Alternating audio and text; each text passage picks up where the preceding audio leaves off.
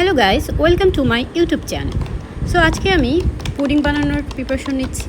এখানে 3টা এগ ফেটে নিয়েছি অ্যান্ড 3টা এগ দেওয়ার কারণ হচ্ছে আমি হাফ লিটার মিল্ক দিয়ে বানাবো। সো মিল্কটাও আমি জালে বসে দিয়েছি অলমোস্ট, ওইটা ঘন হয়ে গেলে দেন অ্যাড করবো। সো এখানে আমি কফি পাউডার 1 স্পুনের মতো ইউজ করছি, কজ যে মিল্কের যে হোয়াইট কালারটা সেটা যেন অতটা গাঢ় না হয়, একটু কফি কালারটা আসে। সো এই তো এই পর্যায়ে আমার মিল্কটা অ্যাড করে দিলাম, একটু ভালোভাবে ফেটিয়ে নিচ্ছে ডিমের সাথে যেন পুরোপুরি মিশে যায়। তো এই তো দুধটা ঘন করে আমি এত কমাই নিচ্ছি যে মানে কালারটা অনেক সুন্দর আসছে। সো এই পর্যায়ে আমি ক্যারামেল রেডি করার জন্য একটা পটে 6 টিস্পুন সুগার অ্যাড করব। এখানে কোনো পানি অ্যাড করব না, অনেকেই পানি দেয়, বাট আমি ডিরেক্ট সুগার দিই, কজ যে হিটে চুলার হিটে ক্যারামেলটা মেল্ট হবে, পানি এমনিতেই বের হয়। সো এই পর্যায়ে ক্যারামেলটা তৈরি করার জন্য প্রথমে পটটাকে ঘুরাই নিতে হবে যাতে ক্যারামেলটা পুড়ে না যায়, ভালোভাবে মেল্ট হয় এবং বোথ পাত্রের সব সাইডে ক্যারামেলটা সমানভাবে সেট হয়।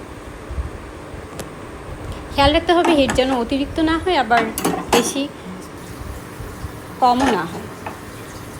সেই তো ঘুরে নিয়ে আমি সেট করে নিচ্ছি, অলমোস্ট মেল্ট হওয়া শুরু করেছে।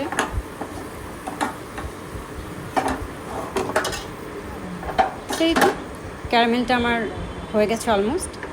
ক্যারামেলটাকে এখন আমি সেট করে রাখবো 15 মিনিটের জন্য, ঠান্ডা করবে। তো ঠান্ডা হইলে যাতে মিল্কটা অ্যাড করতে সুবিধা হয়। তো ক্যারামেলটা আমি সেট হতে দিয়েছি, অলমোস্ট সেই পর্যায়ে আমি পুডিংয়ের জন্য যে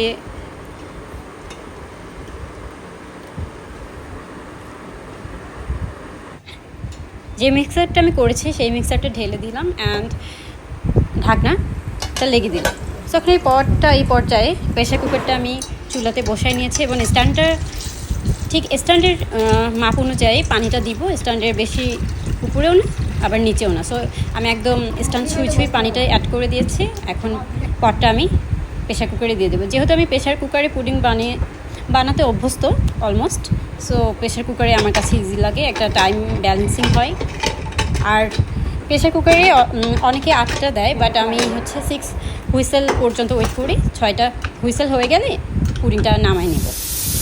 তো এই তো 6টা হুইসেল কমপ্লিট। দেন এই তো ঠান্ডা হওয়ার 1 ঘন্টা পর আমি ওপেন করেছি। এটা ফ্রিজে রেখেছিলাম, নর্মাল ফ্রিজে, রুম টেম্পারেচারে রাখলে এটা একটু সেট হতে ভালো হয়। সো একটা নাইফ দিয়ে আমি পুরো সাইডটা এভাবে আলগা করে নিব যাতে যে পাত্রে আমি পুডিংটা সেট করব সেখানে অনায়াসে সুন্দর করে সেট হয়। সো এইভাবে পাত্রটা নিয়ে আমি উল্টায় দিলাম and let's see. So this is the final look.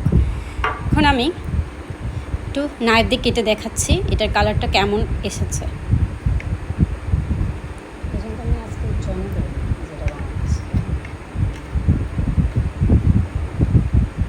তো এখানে দেখা যাচ্ছে যে কালারটা কফি কালার আসছে, পুরা মিল্কের যে হোয়াইট কালার সেটা আসে নাই, এই কারণে কফিটা অ্যাড করেছেন। সো এই তো আমার ক্যারামেল কফি পুডিং কমপ্লিট।